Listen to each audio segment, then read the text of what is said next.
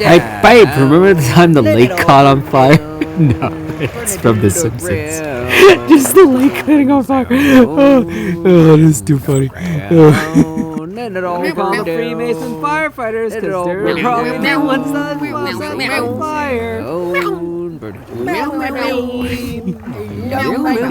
Cycle repeated as explosions broke in the sky. All that I needed was the one thing I couldn't find, and you were there at the turn, waiting to let me know. We're building it up to break it back down. We're building it up to burn it down. We can't wait to burn it to the ground. Meow, meow, meow. Meow, meow, meow. The colors conflicted as the flames climbed into the clouds. I wanted to fix it, but couldn't stop from tearing it down. And you were there at the turn, caught in the glowing glow. And I was there at the turn, waiting to let you know. We're building it up. We're breaking it back down. We're building it up to burn it down. Can't wait to burn it to the ground. Meow, meow, meow, meow, meow, meow.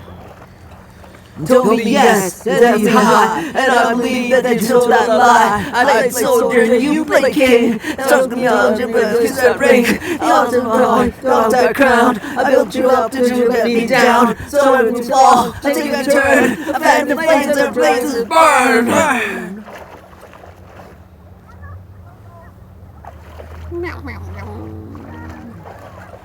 You were there at the turn, waiting to let me know. We're building it up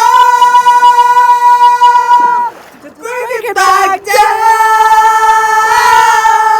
We're building it up to burn it down. Can't wait to burn it to the ground.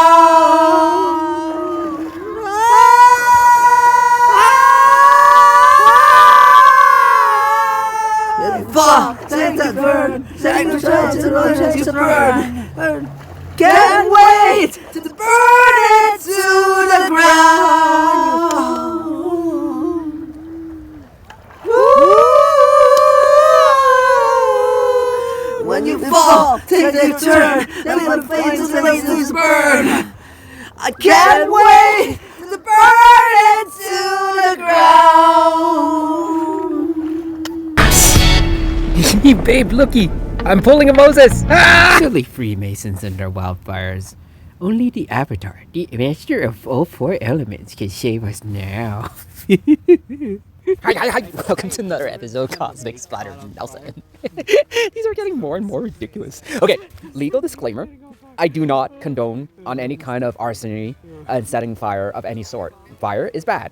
Arson is bad. And it's only the Freemasons that are constantly doing this on a regular basis under moon cycle and astrological patterns, according to dates. I have specifically said this in multiple amount of times, that they literally are like, they're what Bob Kane describes as the superstitious, cowardly lot. Yeah, I mean, like, if you look at organized crime, it's all spawned from a need to be like these individuals that belong to Freemasonry. I am not like I'm not like a Freemason hater. I really don't condone, like, I don't like hatred at all. But it's just that through traveling around the world, through their constant harassments and constant stealing, I mean, they just stole my staff. Like whenever I go into the grocery store or whatever, they just kind of steal stuff. I'm like, okay, well, that's a dollar store staff. I could just get another one. But the sad part is they think that it's important to me. Whatever they think is important to me and will cause me like not to have any kind of joy, these losers keep on coming over and try to grab it. And I'm just like, okay, do it. Just take it. See if you could handle it. Anyhow, so back on track. It's kind of super funny. I mean, like, if you guys are in a secret society, why do you all have a uniform look?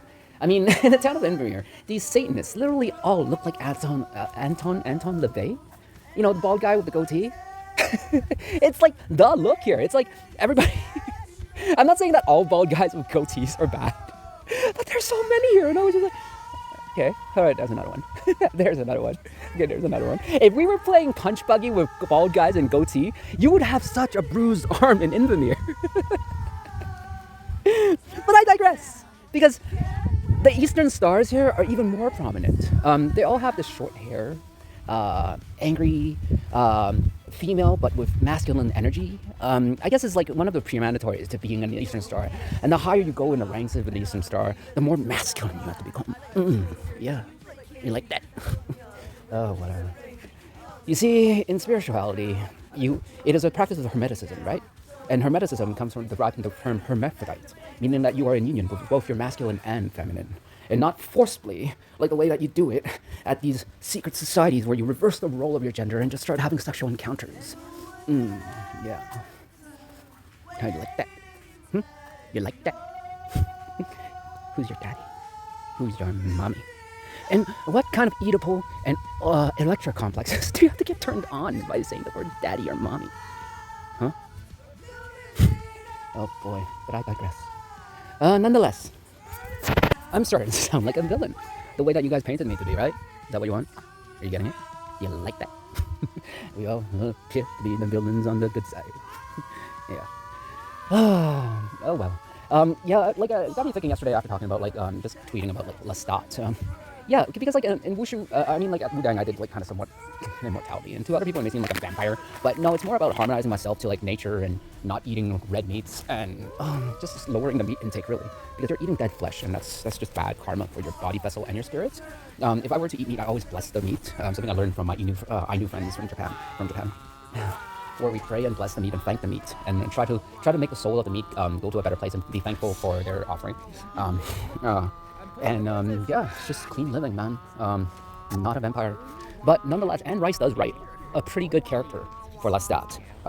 As I'm not homosexual like Lestat, but I do understand, after living so many years, the psychology of Lestat. It's actually pretty interesting how Lestat actually goes through, and how Anne Rice actually sees a person's to be immortal, like the perspective of an immortal person. It's very interesting, because when I was younger, I never thought about these things, and then now I'm like rereading some of the Lestat's, like Anne Rice's work, and how Lestat kind of went through different arcs in his in her writings, and how Lestat went through the denial, the hiding, the hermit phase, and then eventually coming into terms that like, no, he's a fucking prince, he's a fucking king. He eventually, I think, like at the end of this story arc, claimed his throne as king of the vampires, which is something that he should have done since the beginning, because he was blessed with the most powerful powers from the Queen of Damned. But I digress yet again. Yeah, I guess in many ways, it's kind of time for me to own up my capabilities, my heritage, and my power. But I kind of like this nomad hermit thing. Keeps people off guard. But nonetheless, maybe it is time. Anyhow, I know one thing for sure. I love my baby. Yeah, it's everything's coming into play. It's kind of really cool. I love God. God is so good. He's great. Not so much beer. Beer is also good, but it's not great. I don't like drinking. I've been 4 years sober and it feels awesome. I mean, like, without waking up all groggy and retarded, it feels great. And look how much I'm doing per day. It's amazing. So yeah, stay sober, but God is great. Beer is okay. But people are crazy. Great song. Okay, love you, babe. Have a good night.